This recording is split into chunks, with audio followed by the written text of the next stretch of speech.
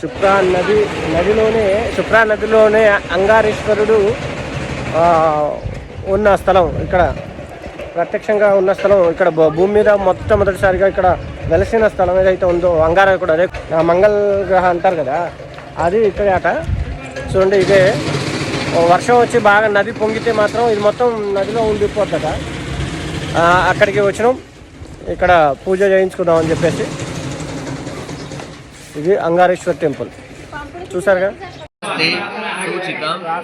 सूचितं सूच इष्यमाणं च यत् सर्वां अरिष्टं तद्विनाशन द्वारा एकादश स्थान स्थित वंशुभ ग्रह फल प्राप्त्यर्थं पुत्र पौत्रादि संतति रवि చిన్న ప్రత్యర్థం ఆదిత్యాది నవగ్రహ దేవత.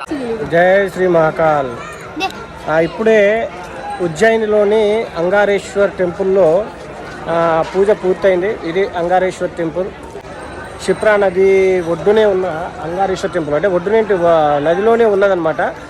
ఈ నదిలో వర్షాకాలం మాత్రం ఈ గుడి మొత్తం మునిగిపోతుంది. ఈరోజు ఇక్కడే ఈ అంగారేశ్వర్ టెంపుల్ అంటే మంగళ పూజ, నవగ్రహాల పూజ అన్నీ ఇక్కడ శాంతి పూజ చేయించుకొని ఇప్పుడే బయటకు వచ్చినాం.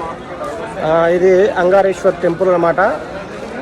ఇక ఇక్కడ నుండి కొద్దిగా దూరంలో అదిగో ఆడ కనపడుతున్న టెంపుల్ ఏదైతే ఉన్నదో అది మంగళనాథ్ టెంపుల్ అనమాట. ఈ నుంచి అక్కడికి వెళ్ళి అక్కడ దర్శనం చేసుకొని మళ్ళీ ఆ నుండి కాలభైరవ్, అట్లే శివుడి దర్శనం, మహాకాళేశ్వరుని దర్శనం, మహాకాళీమాత దర్శనం కూడా చేసుకొని ఈ నది క్షిప్రా నది అట. ఈ ఉజ్జయిన్లో ఉన్న క్షిప్రా నదిలోనే అంగారేశ్వర్ మహాదేవ శివలింగం రూపంలో ఇక్కడ వెలియటం జరిగింది.